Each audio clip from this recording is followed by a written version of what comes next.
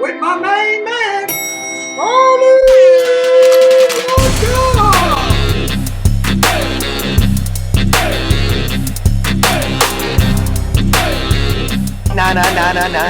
No bullshit!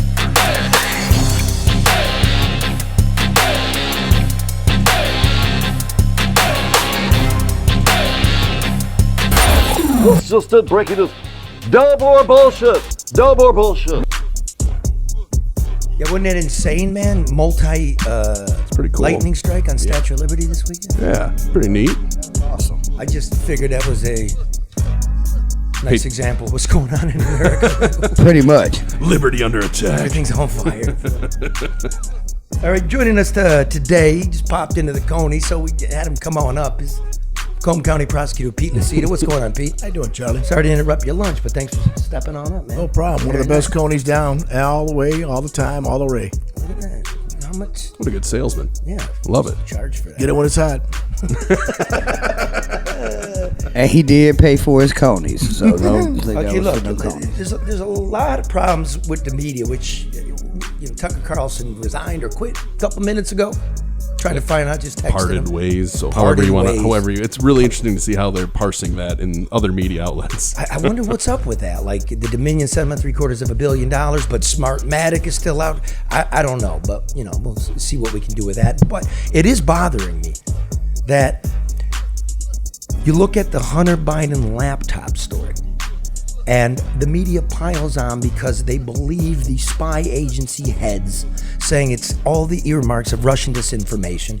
It turns out this thing is coming from the Biden campaign, pushed by current Secretary of State Anthony Blinken.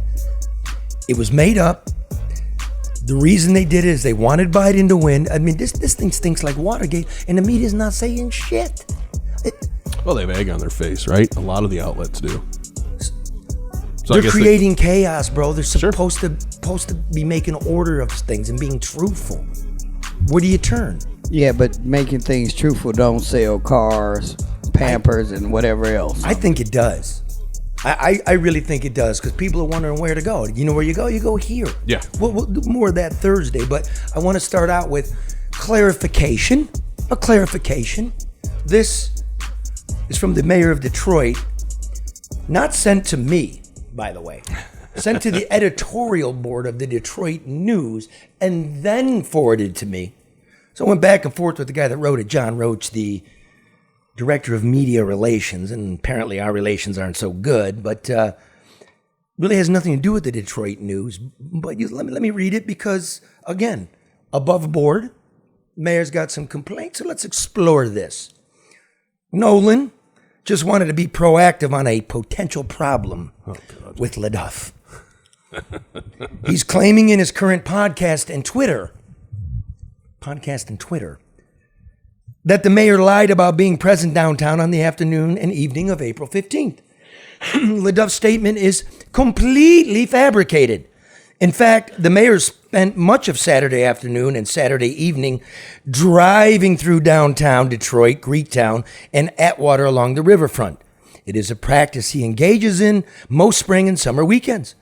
On April 15th, he continually shared his observations on a real-time basis with Chief White as DPD was adjusting its strategies to address the crowds throughout the evening. This is something Chief White can readily confirm. The malice LeDuff bears towards the mayor is well documented, and we normally pay little attention to what he says to his podcast audience. But I have noted lately that his weekly column in Detroit Noon often is a rehash of his podcast material. I just want to make sure he's not allowed to repeat these false claims through to the Detroit News. I'm sending you this note in the hopes that, should he try to incorporate this false claim in a future column, someone from the editorial board will check with us and get the facts before publishing it. Thanks so much for your cooperation, John Roach, Director of Media Relations. Now, where to start with this? Number one, you're driving around doing intel? He's on patrol. Yeah, directing strategies? Top flight security. Okay, so you're driving around Detroit at night looking for trouble. Okay. Clarification. Okay.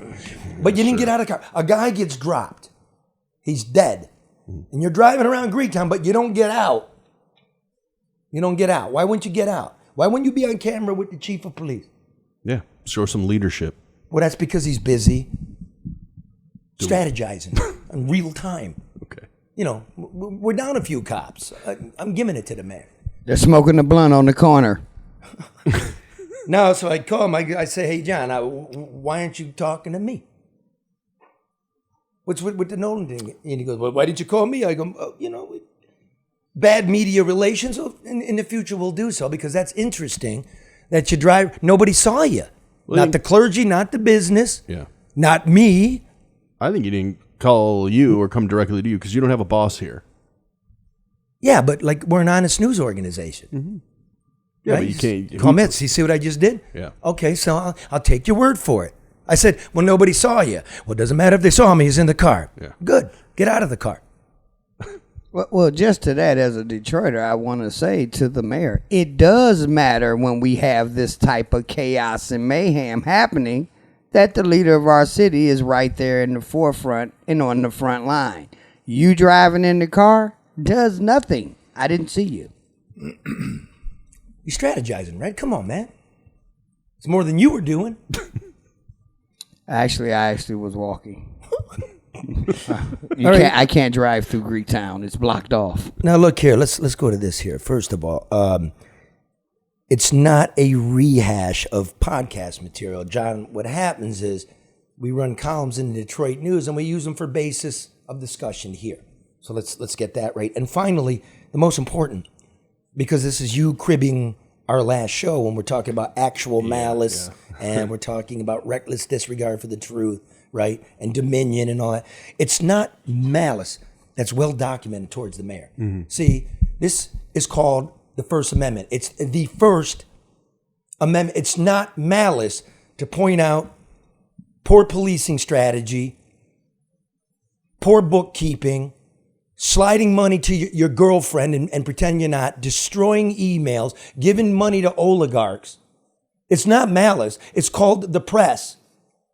And that's how the press is supposed to behave. We're not picking sides because when that happens, everything goes to shit. Like this town, like Washington, the whole world's at war. I had a drink with an Israeli last night. It's a quiet, simmering war across the planet. And you don't get a true accounting of what's going on in the Ukraine. You don't get a true accounting of what the fuck we're doing in Syria, what the fuck happened in Afghanistan, the Sudan, right? The southern border. What? No, it's not malice, man. It's freedom of the press. The Fourth Estate. And it's not the Fourth Estate. Look at it. What are the three estates? I don't know. You tell me. The executive branch, legislative judicial branch, and the judicial branch. We might be the Fourth Estate, but nobody left any money for us, a revenue source in the Constitution. So the only way I think to make money in the long term is to be honest. We can disagree, but you got to be honest. And Pete, you've been slagged 1 million times in the press. It's politics, dude. Have you taken your workplace behavior class yet? What's that? You know, the one where like... That's only if you had an issue in the workplace. But Right. when everybody else reports you for doing your job and don't like to come back to work or maybe better off, don't like the way they got to be accountable, then it becomes a workplace behavior issue. I highly doubt it. Yeah. I don't care if I make the Journalism Hall of Fame. But to your point, what you were saying is, I mean, journalists have always been fair. They have been even. They've given the story as it's supposed to be reported. I think there's been a change of how journalistic approaches, and maybe they should go back to the old school ways, which is report the facts. Don't embellish. Don't turn the story into something more than what it really is just because you want to sell newspapers or, I think they indicated, diapers and baby formula. But if you're going to do it, right? Like people will criticize me. I put myself in my stories. I did the who, what, where, when, why. I did the kid stuff. I've earned a point of view.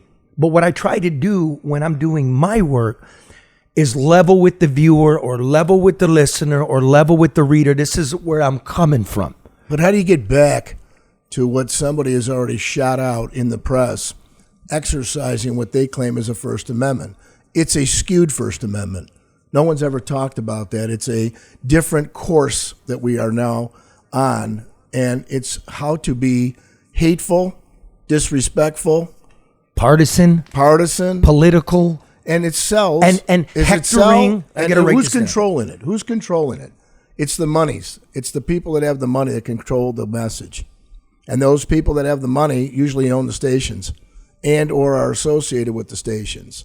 Here's this too, dude. I'm just writing this down because I got to finish my column this afternoon. Yeah. The press now, they're the ones that are the hectorers, right? We're going to hector you to behave properly. We're the scolds, right? You're not saying it properly. We're the thought police. How do you get equal time? Somebody please give me that answer. When they launch missiles at you, how do you get equal time to launch back so that everybody knows that it's been a fair dialogue and that it's fundamentally going to not be skewed? Well, the thought is this. You're the prosecutor. Duggan's the mayor. You command a microphone whenever you want it. By your position, you're able to command an audience. That's why it's set up in the United States as it is. Social media has brought in a whole new wave. All of a sudden, everybody has a microphone. That's the brave new world. But it's not. So when the government, the media, and spy agencies are all together colluding on creating thought, that's scary. It's not equal time, Charlie. Never has been, never will be. There's a couple of members of the Supreme Court that would agree with you. Yeah. They're the conservative wing, Gorsuch and Clarence Thomas, and I'm hoping it doesn't get there because I know it pisses you off. I know it bothers you and that Google's forever. But if those protections go away, then there's no way ever to... You see the mayor here using the word malice. You could see if I don't have First Amendment protections, I could never go after those contracts. I could never go after the nepotism. I could never go after what's really going on with the money and who's connected. You could never go after the police for hiding murder. So when does the picture become the people's picture and not that of the politician? It's up to the people then to pick what they want to be. Right? And again, I mean, you can go left, you can go right, or you can find something reputable in the middle that respects you.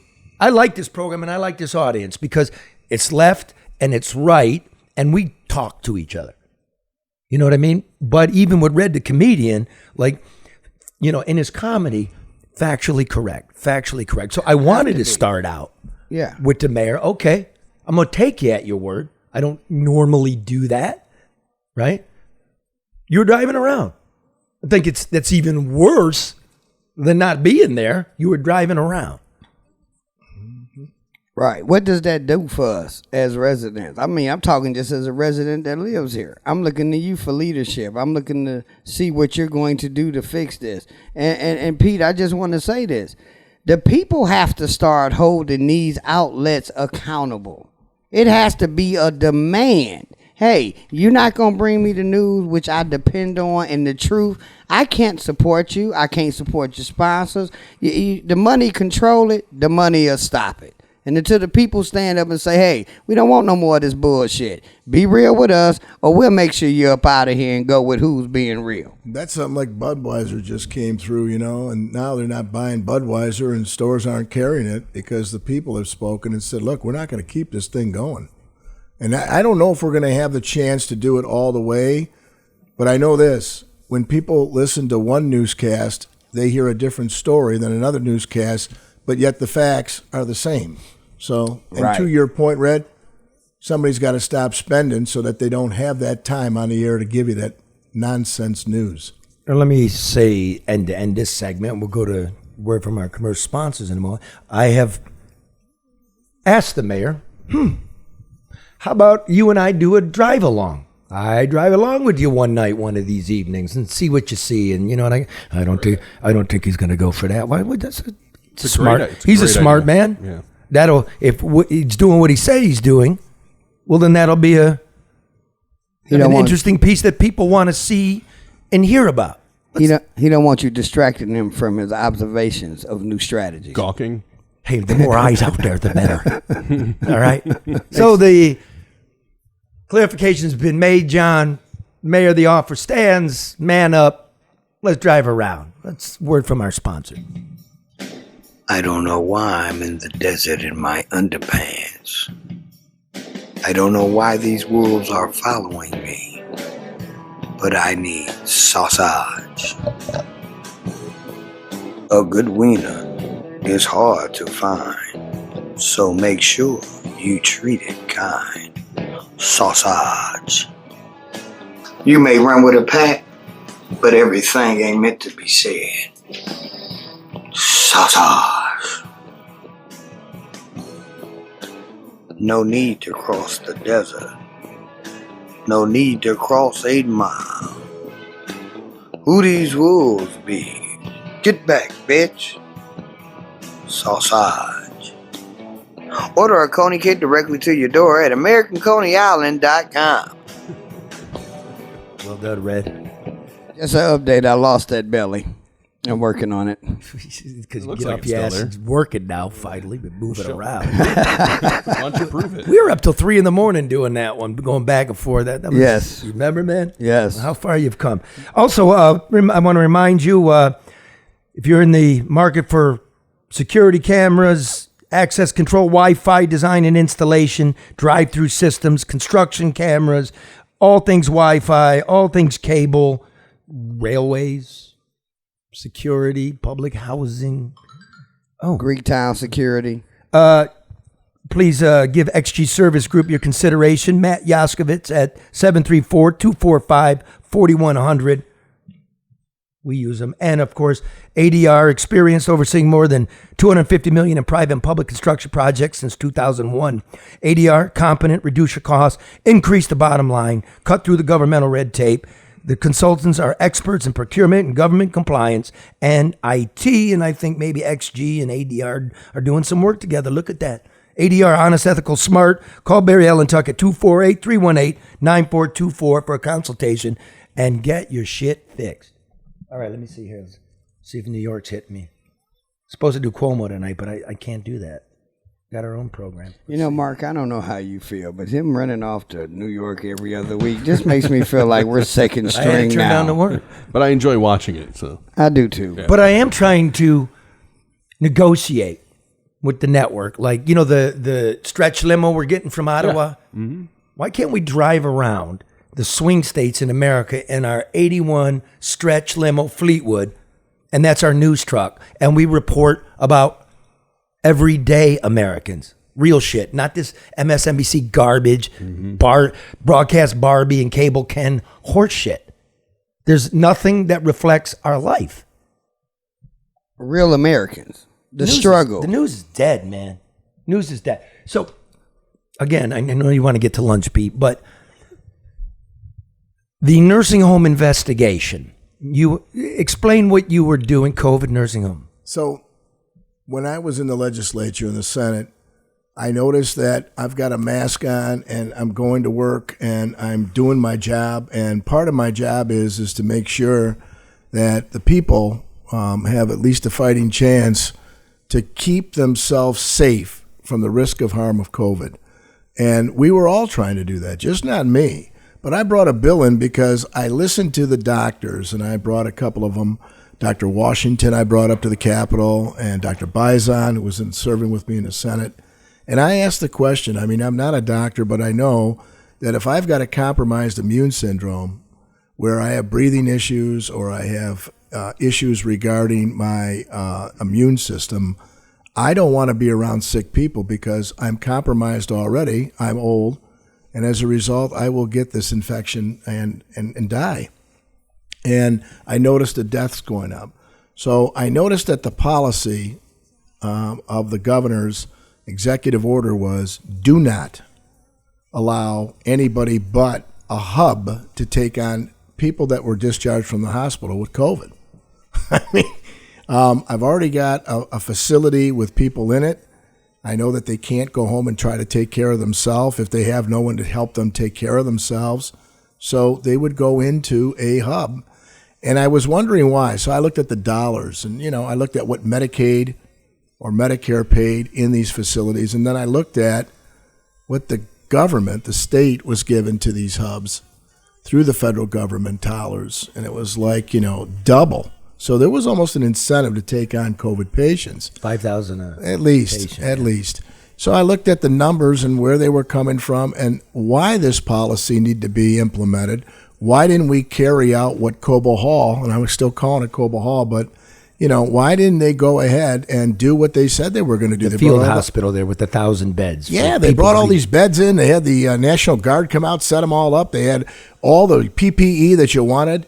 And no one really went in there. They brought in all these machines that they forced the government to give them. And I'm wondering when they did it again then at the, what was it called out there? The Novi Expo. Showcase, yeah, the showcase. They did the same thing. And all this money was spent. And I guess they reworked the HVAC system here over at Cobo Hall. They spent millions of dollars out of it. Somebody ought to look into that. And at the end of the day, none of it was used. They were still putting them in these hubs.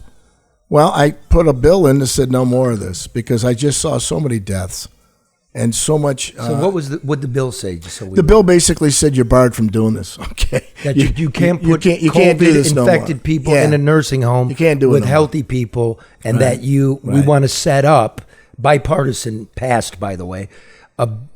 Separate. It didn't the first time. Let me tell you what happened. Well, no, she vetoed it. Okay, I mean, she yeah, vetoed the bill. Well, it was a bipartisan bill. Yes. She vetoed it. Yep. My state senator, Mallory McMorrow, Yep. who wants to be your governor, she voted against it. I have no idea why. I do know why because I did look into it. It's because they didn't want to pay the bill. Well, I gave it to the Health Policy Committee, and I said, I want you that are voting no on this in the committee Yeah. to put your own John Hancock on the words that are in the bill so that we can get you there to a yes. And no one wanted to touch the pen. No one wanted to get the pen to do this. That's right. After the governor vetoed it, it's like, and then Leslie Love from Detroit said, my mom is dying in a nursing home right Yes. now. She's put in there. That started She the bite. came to me and she said, Pete, I need help. I mean, I need my mom. So you sponsored the bill. We shouldn't be commingling old people in the nursing home. That's really what it came. got vetoed, and then you leave the Senate. You are elected. No. I took another stab at it before I left. I know, but I'm just bringing it Oh, around yeah. now. And So I finally got it passed. as Macomb, yes. Now I leave the Senate. I come home. I become the Macomb County Prosecutor. So it gets passed when? It gets passed just before I left. What year? 2020. November 2020. Now I get home, and the big thing is I'm getting calls. I'm getting emails saying, could you tell me, like I didn't get to say goodbye to my mom, my dad. They died in a nursing home, uncle, aunt, grandma, grandpa. Could you help me? I want to know what was going on in there and how, when my mom had a private, how could she have gotten COVID when she never left the room? So you were looking into, did the governors, and they Policy. can deny it all they want, but it's all there in black and white, the policy of commingling, did that contribute to death? Mm-hmm. That's what you were looking into. Not only just that, Charlie, but also the fact that there was nothing given to the individuals to start the closure and the healing process because they didn't even get the chance to bury their loved ones properly. Well, I also didn't get to think watch my brother your draw his brother. last. Yeah, your brother. I'm last sorry breath. again, Charlie. I mean, it's a tough time for everybody, but the death rate was higher with the elderly. And if we knew that, then why wouldn't modern medicine go ahead and say we can't commingle anymore? And we know that the death rate was at least 40-something% higher in these facilities than the government was admitting, and probably higher than that because they didn't count. They didn't require many of the facilities to even give data when the governor required that with her pen. They just ignored it. And nobody wanted to take that initiative. It was very strange that it seemed like I was, the lone, soldier to go up and say, who's talking for these individuals that don't have a chance to tell you what's going on in there? Nobody was talking in there. I felt bad for the workers. They didn't have enough covers. We tried. I think I everybody. think we did a good job on that. Yeah, I think you That's did why too. I do. we asked you I to come do. up. So But what? So when I get home, months long investigation. Yeah. You ask people to send you Here's what I did. I set up a website because each law enforcement agency needed guidance. I set up a website. The website was saying, here's a standard form. Once we receive it, we'll know where the individual resided, plus what nursing facility they were in, so we can send it to the police department, because prosecutors do not really investigate. They don't have the tools, the resources, and that's what police do. Refer complaints to the police. Exactly. Yes. And we were referring them just for purposes of, number one, talking to the people in the nursing facility. Two, was there any information that was gained as a result of their care, their custody, and control in a nursing home when families couldn't get in? Was there something unique because no one was filming or videoing inside these facilities showing? But we were told that there was workers that left their jobs, and then there was very few workers to try to care for our loved ones that were going back and forth from the COVID portion of the nursing facility to the non-COVID. Right. And there was curtains that were separating these. Shower curtains. Shower curtains. Now, did you try driving around late at night? Well, no, because I was conscious of the gas, and I was trying to be a conservative to not put all that money in my tank and drive around. Global warming as well, yeah. So, electric car? No, I don't. No. Anyway, so you conducted the investigation, and you've determined that there's no way to... Right. We had over 3,000, I didn't stutter, inquiries just in Macomb County. And that website was, every day there was more and more and more. People called, and they asked what's going on, and I said, I referred it to your local police department. You can follow up with them. They wanted a protocol, the police, and how to handle that investigation. And as chief law enforcement official of Macomb County, I put together a protocol for them as to who, what, when, where, and why. Cutting to the quick, you couldn't show that the governor's, not even in one instance, that the governor's policy led to death. Is that correct? That's correct. In the grand scheme of things, when it's all said and done, even the healthcare workers that were in there said, although we saw how somebody came in that was healthy and stayed in their own room, they become unhealthy when they got the COVID because... that's the thing. There's no way to prove that. So if you go to Cuomo's New York, the attorney general, you got hammered, like they're trying to go after your law license for you setting up a website. But that's exactly what the Attorney General of New York State did. And here in Michigan, she's got what's called the elderly abuse form to fill out if your loved one was in a nursing facility and was abused. And if you go online to the State Attorney General, you'll see that she has the same kind of format as I designed in Macomb County. Now, there's no way on God's green earth. See, it was a red herring. You were chasing a ghost. You can't prove any of that. You couldn't prove that this policy caused the death. Even in New York State, the Attorney General didn't try to do that. She got him on, you didn't follow through on PPE, you didn't follow through on staffing and testing, but not that this directly caused death, although you can statistically look at the hubs and the nursing homes and find where the clusters are. And we now know that they misreported the deaths there to the task force they paid for, the governor paid for, and that the data was all screwed up. We do know there's higher rates of death, but that's all we know. We can't say because you commingle. That's a jump. Why are you setting up these large facilities if you're never going to use them? How much did you spend on redoing the HVAC over at Cobo Hall? And do you want to know where'd the money come from? The email conversations I got in there. If you're not receiving Medicaid for these facilities, or you have a contract to be living at the facility and you're not, and you're staying at Cobo Hall, well, who pays for that? And the chatter, you know this as a former senator, the chatter was, we don't want to pay for it. Right? Right. Close it down. So we get sent billions in COVID money, and it's being used for everything but COVID. If you look at these nursing homes, they're putting in parking lots, but no new HVAC system for the next pandemic. So Robert Gordon, that went along the former with director of Health and Human Services, former director of Health and the Human hush Services, money, the one that left and guy. went back to D.C. The question becomes, Why did you set something up that could never have operated? Who was the one that did this knowing that they couldn't get paid for it? And why didn't they set the contract in motion with Medicare and Medicaid prior to spending millions of dollars of taxpayers' money and mobilizing the National Guard to stay at the Anthem Hotel to go ahead and set beds into motion? Yeah, I know. They didn't want to pay for it. And now we got a convention center with a great HVAC system and a bunch of dead people, and there'll be no reckoning. So that's what you found out. Yes. I don't think it's a defeat. I didn't think you were going to get anywhere with that, scientifically speaking.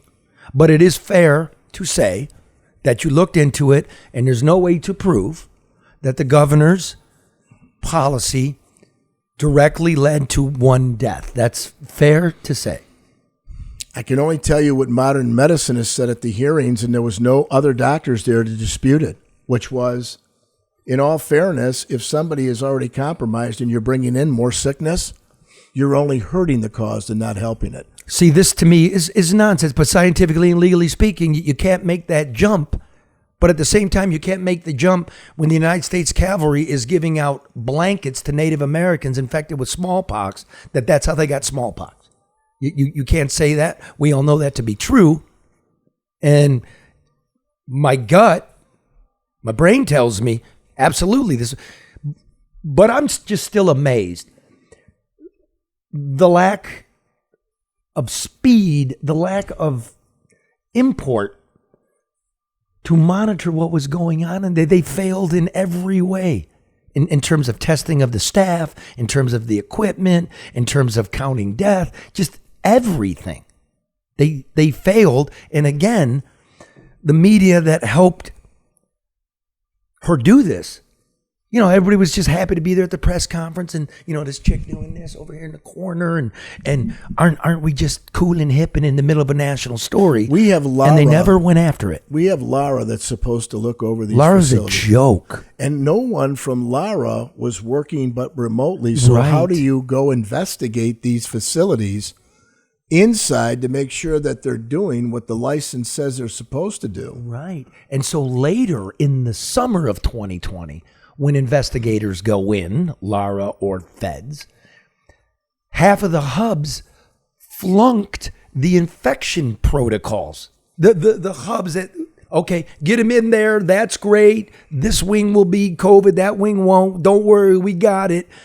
And then the inspectors go in there well after the first spike in deaths and realize half of them were bullshitting. Yeah, one more thing. Am I right there? 100%. But the frontliners, the ones that had on garbage cans to protect themselves and their skin from touching another patient. Garbage bags. Yeah. That's problematic because if you didn't even have the proper PPE, health, science, whatever you want to call it, tells you you're not supposed to be doing that job like that. And the argument would be, well, it was so scarce. We all remember that. I remember calling my buddy in India and getting shipments here. But we know from people we've had on the program working, the muckety mucks over there at TCF, Cobo Hall, that they had oodles and pallets and hundreds of thousands of pieces of personal protection equipment that they didn't share. Yeah. So what was the purpose? I don't know. But at the end of the day, somebody says, well, we did the best we could of what we had. Did we? Did we really?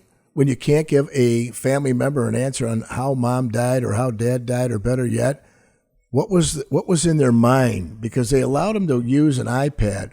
Most people, my mom's never turned one on. She doesn't even have a cell phone. She's 93. The ones that were in there, how did they communicate then? Was there anybody to communicate for them? Where was the ombudsman to go sit there and say, hey, I got a legitimate complaint. I'm going to check on it. They didn't, because I went in those places. I collected the dead. I was there with elderly husbands looking in the window. They just rotted away. Sad. And you know what? They can't get back that time, that moment, but we can learn from a mistake that was made. Exactly. And then try to go ahead and rationalize, because I hope to God it never happens That's again. the problem, though, because everything's so political that we're not fixing. Again, I'm on record and I'll say it right now. I can't argue. Like, I totally argue with the commingling, but I can't argue with locking it down in an unknown time, in an unknown world. There was no other thing to do. But as time went on, and if you were actually doing science and data, that you would know that that wasn't the right way. But we're never going to acknowledge it. Charlie, your point, even the hospitals had isolated units within the hospital that the only floor that COVID patients would go on is the COVID floor. You keep it together. But they used to have islands years ago with leopards. Hospitals have HVAC systems in those rooms, though. Yes, so there's the difference. Yes. There's the difference, that they contain the air that wouldn't be free-falling throughout a facility. And this shit went on, for 3 fucking years.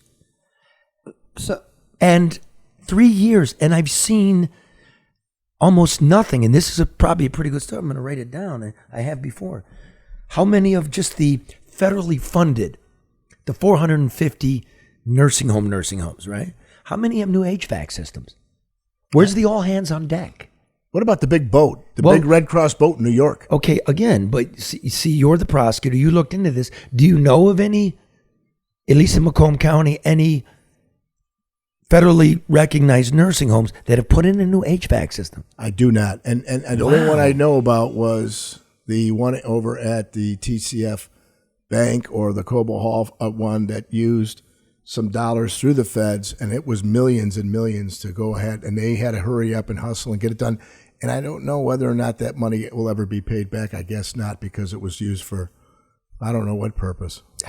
We can personally tell you, I went down there, and it was only a homeless shelter being used at the time, while the rest of the building was supposed to have been for a major hub.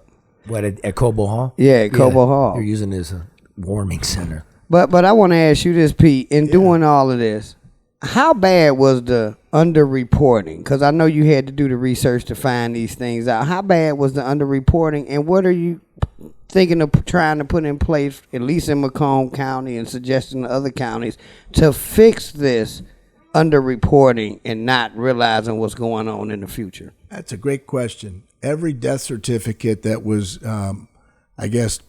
harvested at that time, they had all kinds of reasons for the death, unless we get an inquisition with the coroners as to what the cause of death was, and did they report them or over-report them, because there was money involved with not only taking the patients into these hubs, but also caring for them. And if they died from a COVID, there was federal dollars involved. Again, I said that doesn't bother me. Like, if you want to overcount. Okay, just be consistent on how you're counting it. What angers me is we're counting everything except where they were dying. Then, as you know, Senate Oversight Committee, nobody wanted to accurately count where the true deaths were, which were these facilities. So if we're going to count every motorcycle accidents and heart attacks, fine. If you got a touch of COVID, throw it in there, pay the money. I don't care. But why were you we know it killed old people. The average age of somebody that died from COVID in this state is about 75 years old. Where did they live? Again, you undercounted it. That's what drives me fucking crazy. And we now know through this whole COVID bullshit that these nursing homes across America, 400,000 people a year before COVID died in the nursing homes from communicable diseases, meaning they caught an infection in the nursing home. They're dumps. They're cattle pens. In America, we're throwing our old people away. Here was a chance to fix something, and Fauci never mentioned a holistic redesign of end-of-life care. And I know that's what you were trying to do, and you're not going to be able to accomplish that, are you? It's way beyond a prosecutor. I can only tell you, at night it would bother me, because my mother is 93 right now. My dad died at 96. He didn't die of COVID. That's pretty good genes. Yeah, I got some good genes. You mean you're going to be around a while? I think I'm going to. Oh, fuck. Man, you're going to enjoy it too. But I couldn't get people to understand the heart of, like they used to say, a father can take care of 100 children, but not one child can take care of the father. What I mean by that saying is people were scared that we're trying to care. Caregivers were scared that they were going to get infected and die themselves.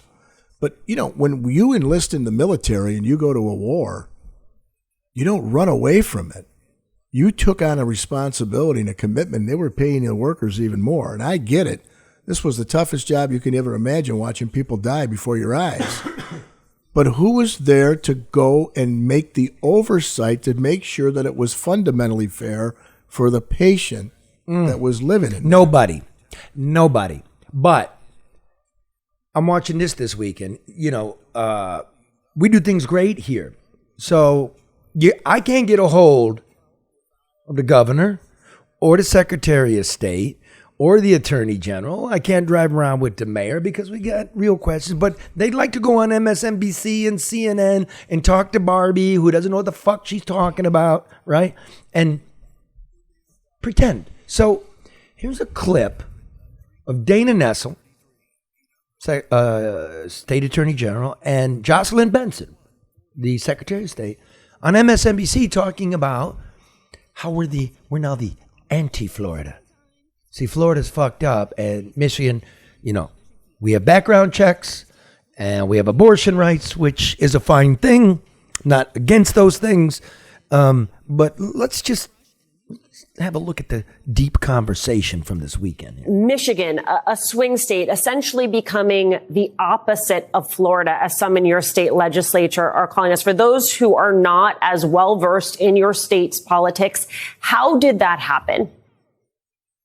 Voters, in listening to voters and respecting voters is how it happened. And now you have, one state with a governor obsessed with attacking Mickey Mouse, and Michigan has leaders who are obsessed with protecting every citizen's fundamental rights and freedoms and ensuring businesses can thrive. Secretary Benson and I work hand in hand with the legislature and the governor to make sure that we're promoting the best possible policies and legislation that's going to help the most people in our states.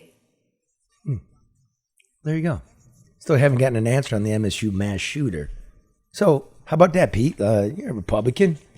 Yeah. What are you, anti-Florida, bro? No, here's what I see, though. We've failed in all different courses and directions of different policies. And policy is supposed to be dialogued by way of both parties. And you have to cooperate with one another. And then you have to call somebody out to say, what options, alternatives do you have if mine doesn't work? Because I used to think, if this is something I believe will work, if you have something better, bring it. Don't just say, no, I'm not. Bring something that, yes, I can, and I will, and we'll both be together on it. And the big thing is with guns. When you've learned from the MSU shooting that this individual had a case and wasn't assessed, had a mental assessment just to see whether or not they're suffering from depression, suicidal thoughts, tendencies, or aggression, or on any medications, we're doing the wrong thing. And in Macomb County, there was editorials, and I'm asking the judges, because I am not a judge, I can't order nothing. I'm recommending these judges send anybody that is a felon in possession of a firearm or is pulled over with a loaded gun in the front seat. All you're doing is give them a bond, let them out, do what you get. But in 3 days, you're going to get an assessment.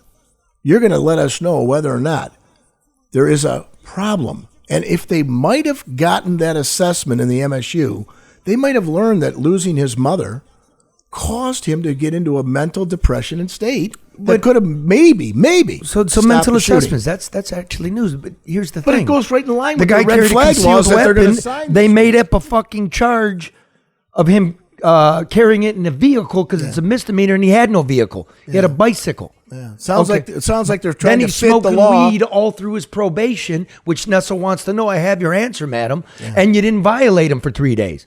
You didn't give him a felony because you know this. If you're carrying a concealed weapon, that's a felony. It is. And if you're convicted of the felony, you can no longer get a legal weapon. But they leave, Charlie, right from their bond hearing and go get another weapon. Right. The convicted felons go get another gun. But not legally, so No, the government they can can't. do, at minimum, do that. But they didn't do that. No, they did not. They didn't do that. So let's enforce gun laws. As you know, There was a guy in Macomb County. He had gun charges. You didn't pick him up in time, and he ends up killing a police officer in Detroit. So there's a zero tolerance for gunplay in Macomb. You're damn right. Well, it sounds that's a liberal Democratic talking point. We need laws. Well, we do have. Forget it. We do have laws. We got laws. We always had laws. The problem is, are we utilizing the laws with the mental health crisis to go ahead and ensure public safety? Are we in our using own laws communities? for talking points in an election cycle, Yes. or are we going to use the laws to protect the citizens? I can only tell you what I'm doing in Macomb County. Yes. And that is ensuring when they walk out that court, Fucking pinko. either they go ahead and get the mental health assessment, which ties right in line with what those red flag laws are about. Because I'm not sending a cop up to a door when somebody's already got a mental health issue to have him shot at. You sound like a Democrat. Well, you could say whatever you want. Right. Who I am is Pete Lucido, Okay. and don't forget it. The titles are irrelevant to me now with these parties.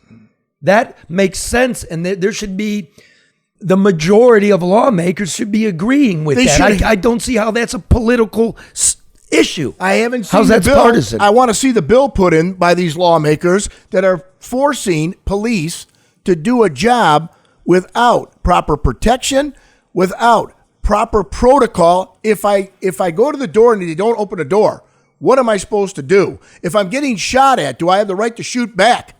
And at the end of the day, do I have enough locker space back in there to take all these weapons? And what's the protocol if I lose them? They get broken, they get stolen.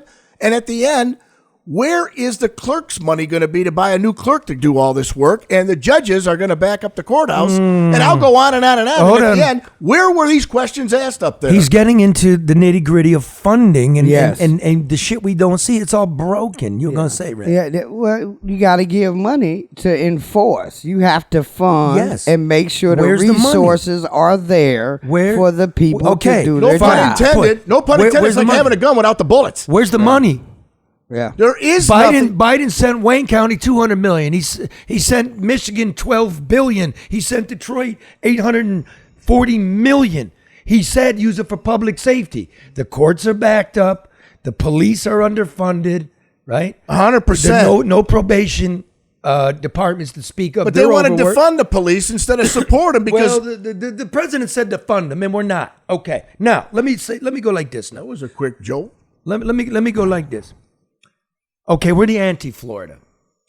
They have nothing to do with it, but okay, I sat up. We are the anti-Florida. Let me give you a few other things besides abortion and background checks on guns. In terms of the murder rate in America, Michigan is 13th. Florida's 19th. In terms of unemployment, the unemployment rate, Michigan's in the top 10 for unemployment, and Florida's in the bottom 10 for unemployment. Power reliability, Florida's in the top 10 for power reliability, and they have hurricanes. We're in the bottom 5 and we have rain. We have sunshine. The tax rate in Florida is the 6th lowest in the United States, state and local taxes. Michigan, we're in the bottom 10. The quality of life measurements about the air, the schools, the crime, greenways. Florida's in the top 10. We're in the bottom 12. Education, K through 12, and higher education. Florida's in the top 3. We're in the bottom 12. We have the least transparent government in the United States by any measure. Of the 50 most dangerous cities in the United States, 50 most dangerous cities, that's violent crimes per 1,000 people. Michigan has 7 of the top 50. Michigan has 7 of the top 50 most violent cities in America. Saginaw, number 4. Detroit, number 6. Kalamazoo, number 12. Lansing, number 17. Inkster, number 29. Flint, number 42. Battle Creek, number 47. Jackson, number 50. Now, Jackson is a county seat. Flint is a county seat. Lansing is a county seat. Kalamazoo is a county seat. Yes. Isn't it? Or I'm not sure about that one. Yes. Detroit is a county seat. Saginaw is a county seat. Okay? In Florida, of the 50 most dangerous cities, Florida has 0 in the top 50. I go on. COVID deaths by state. Michigan ranks number 9. Florida ranks number 12 of the top 10. And they have more elderly there. Yes, twice as many. Yep. Of the top 10 states, of which Michigan's 9th, Michigan's the only state that had lockdown policies. So this tells you about our nursing homes. This tells you about our health care. Does it not? Yep. Okay. And finally, according to, the van lines, the moving van, I think it's Atlas, of people moving out of the state, right? Michigan is top 5 for people moving out of the state. Florida is the top 5 for people moving into the state. So quality of life, safety, education, healthcare, work, taxes, MSNBC. Go fuck yourself. Stay out of the election. We'll decide, and your disinformation needs to go. Because Pete's more liberal than you somehow. Pete wants the gun laws enforced. I hope and I pray that before they go ahead and take effect, which is in January, that they redo what they could have done to make it more strength. If somebody has a mental illness and or a threat to themselves or others, don't you want to remove that as the problem? Leave the guns in check. The person will only use the gun if they're around the gun. And they have a right to take them in. We have laws on that too, to go do an evaluation when they are a threat to themselves or others. You're into the red flag law. I have to be, because it's going to create a huge issue when police in my town, as it relates to the 28 different law enforcement divisions, are going to a door, knocking on the door and saying, open up, we're here to take your weapons. If the person has a mental disability or is mentally suicidal or something, you may see that they're going to start using those weapons. And now we're creating more violence instead of curbing the violence. And I dig this. We're gonna wrap it up. But again, if you strip, like, the conservative wing of your party is not really gonna be down with that. But you're in really surprising places in this country. If everybody calms down and talks rationally, we don't even have to agree. But you'll find we agree a whole lot more than the media's given us credit for. Yeah. Do not let them divide us. And I'm sorry to interrupt your lunch. Let me let you. I'll buy you a nice hot meal. Thanks for coming. Thank you, Charlie. Thank you, Charlie, for having me. I appreciate it. Red, thanks for coming in. Thanks, Hey, Red. thank you. Thanks for Mark. coming in, Pete. Enjoy it Mayor, as always. Sorry, you were driving around. I still love to drive around with you. Give me a call. You got my number. Drove by the Coney Island about 2 minutes ago to check out the scene. All right, we'll see you Thursday evening, everybody. Bye-bye, everybody.